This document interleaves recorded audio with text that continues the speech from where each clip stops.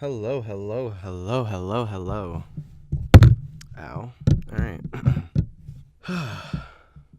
Hello everyone and welcome to the December 2018 edition of our monthly movie reviews. This is a series where we review all of the movies we saw over the course of a month, and they're either in theaters or they're on streaming services or, wherever. We found them and we saw them. And we review them in order from worst to best, so they'll get progressively less negative. And yeah, so this is that. It's like that. You can have a take.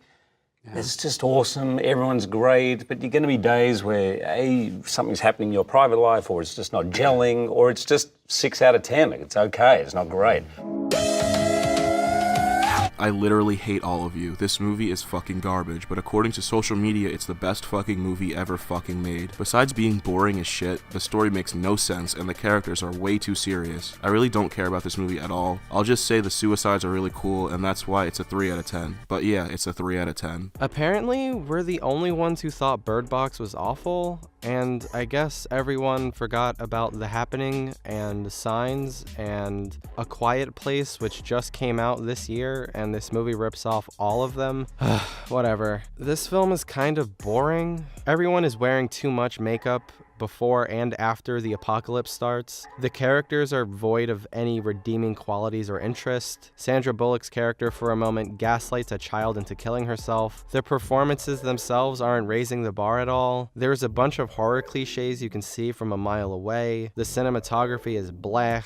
The score is blech, even though it was done by Trent Reznor and Atticus Ross. The ending is annoyingly sentimental and it didn't earn it at all because Sandra Bullock tries to gaslight a child into killing herself. I don't see the appeal of this film at all, and I'm giving Cliche Cache a 3 out of 10. Or it's just 6 out of 10. It's okay, it's not great.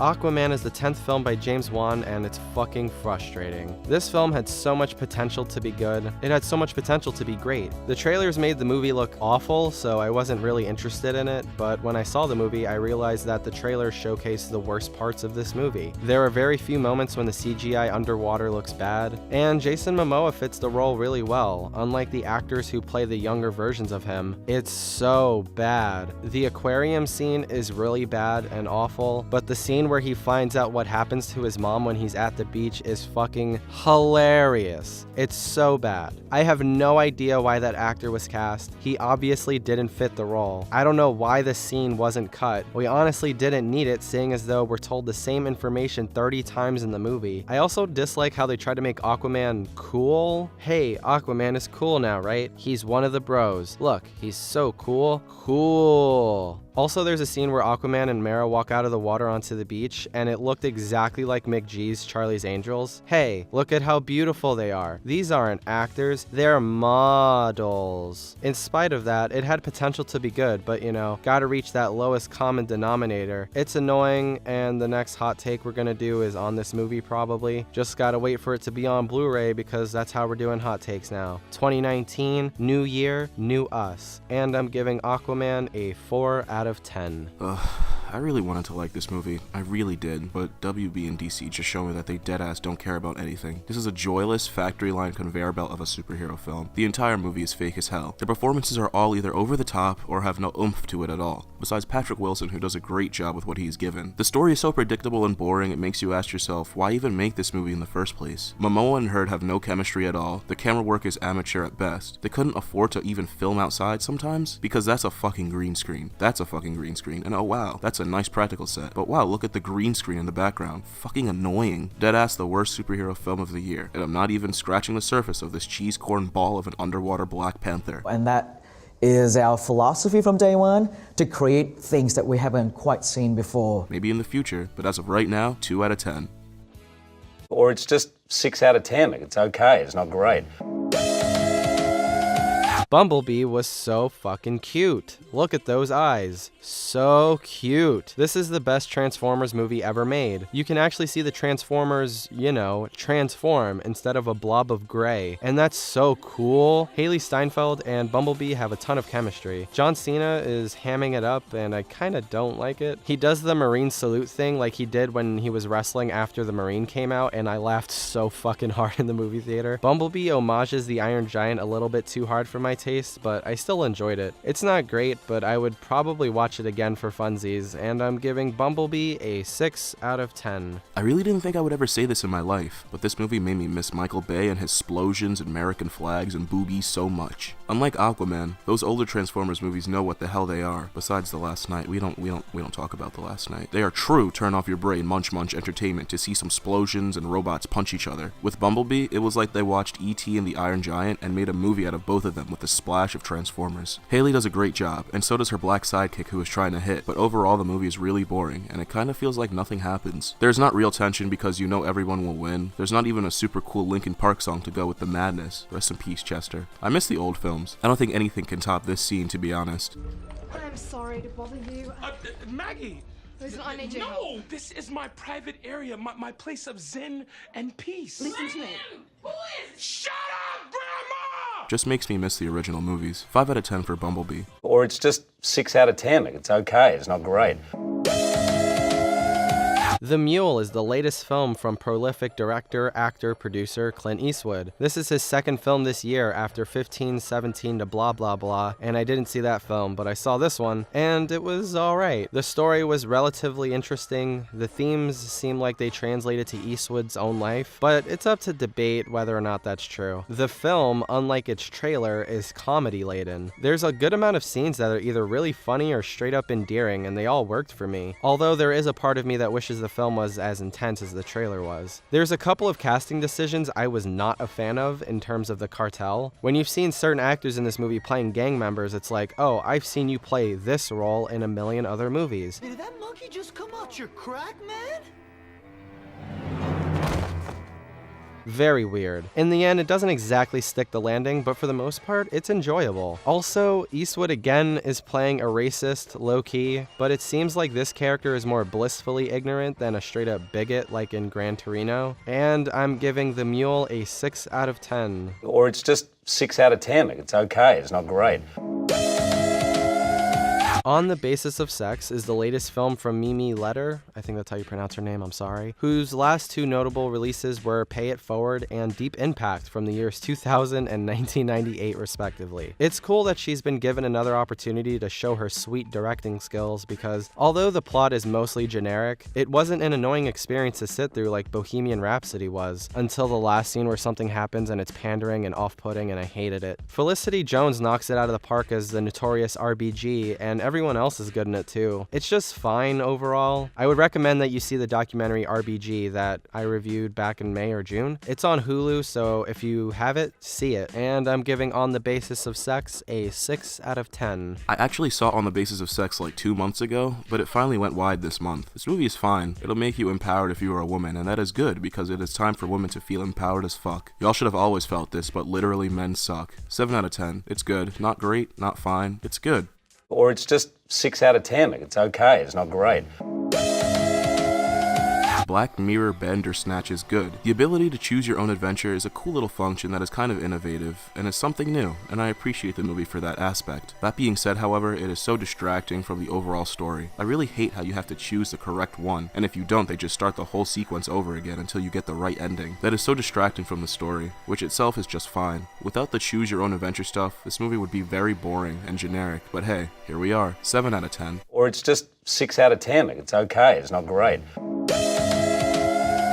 Vice is the latest film from the director of Anchorman, Talladega Nights, Step Brothers, The Other Guys, Anchorman 2, and The Big Short. Adam McKay. The Big Short. Vice is the best film he's made since The Other Guys. For those of you who hated The Big Short like I did, it's not nearly as pandering and dumbed down, but it still has an overwhelming amount of self-awareness. It breaks so many rules on a technical level that at a certain point in the movie, I felt that this was more of an intellectual experience than an emotional one. But as soon as I thought that, I was laughing out loud and I was angry by the end of it. In a good way. Christian Bale is probably going to win the Oscar for Best Actor if Bradley Cooper doesn't win anything. There is a mid-credit scene, so stay for that. And I'm giving Vice a 7 out of 10. Also, fuck Dick Cheney. Or it's just 6 out of 10. It's okay. It's not great.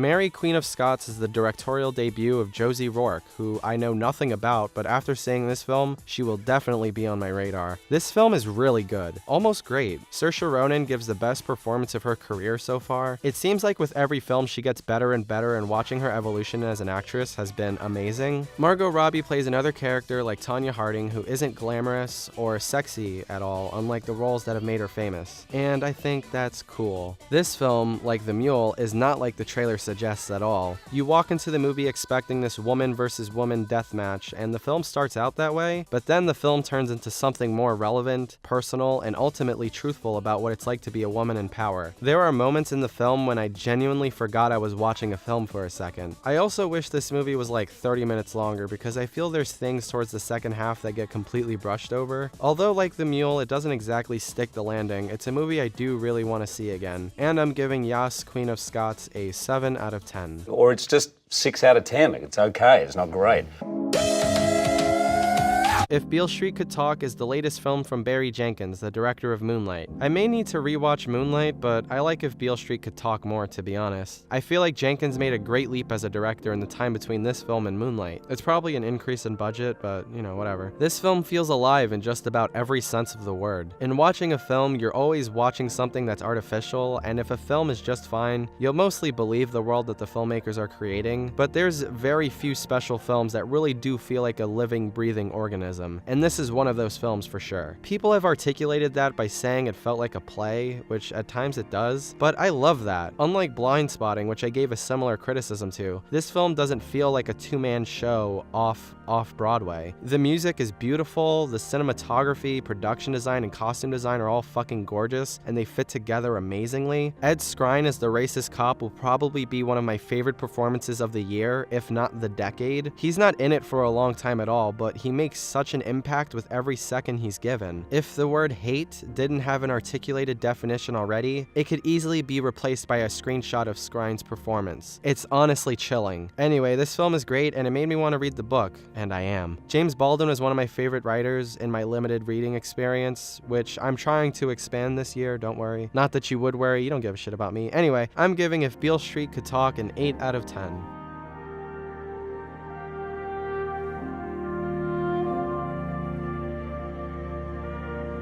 Or it's just 6 out of 10. It's okay, it's not great.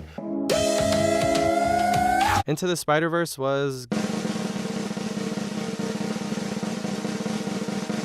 good. The animation is stunning, the action scenes were mostly well done, and I didn't absolutely hate the humor. I found introducing the new Spider-Man bits to be repetitive and unnecessary. The pop rap songs played in the Miles' sad scenes took me out of the movie. The plot was relatively predictable and not really compelling. It's another origin story with more or less the same emotional beats as the other Spider-Man movies. And the movie acknowledges it, but like acknowledging the sin and still doing the sin doesn't get rid of the sin. There's also a couple of scenes where the delivery of the voice actors was straight up off. It's not that it wasn't in sync, it's just that it didn't feel authentic. And by that I mean what the actor was delivering vocally and what was happening on screen didn't really match. Like there's a couple of those moments with the actor who plays Miles, but what you come to watch this movie for is the animation because like I said before, it's stunning. I would watch this movie many times just for the animation. The animation in the superhero genre hasn't looked this good and hasn't felt this alive since 1941. And if you want to say, oh, the DC stuff, they all look awful. They all look fucking terrible, except for Batman the Animated Series, but, you know, I think this looks better than Batman the Animated Series. The only thing I think that can really stand up to the animation quality of this film is Max Fleischer's Superman serials. And like I said before, it's got jokes, so watch it. And the end credit scene is unbelievable, especially if you're into meme culture. And I'm giving Spider-Man Into the Spiderverse a 7 out of 10. It's crazy how we're going from the worst superhero film of the year with Aquaman to the best with Into the Spider-Verse, LOL. Both of these movies came out in the same month, and it's crazy to think that the company behind the Emoji Movie did this. The animation in this movie excels in every aspect. It is unique and nothing I've ever seen before. The story is incredibly unique, and the characters are unique. The entire film is unique as fuck. This is literally like nothing you have ever seen before, and it's great. Since I'm a comic book reader and I've always loved the character of Miles Morales, I was totally into the twists and turns. I knew everything before I already saw the movie, but people who know nothing about him and his family were pleasantly surprised. I have seen the movie 3 times, and and every time that scene happens, everyone literally goes, "What?" It's great. This movie will probably be a classic in the future, no lie. It does so much to the mythology that you'll be dying for a sequel as soon as possible. This is my favorite movie of the year, and I beg you to see it on the big screen before theaters get rid of it. All you people saying that you're not going to see it because it is animated are childish, for real. You're missing out on one of the best superhero films in recent memory. I'm giving this movie a 10 out of 10. For real, this movie changed my life. The last 3 minutes alone make me realize I can do anything, and that's all I want, to be inspired. I hope you all go see it.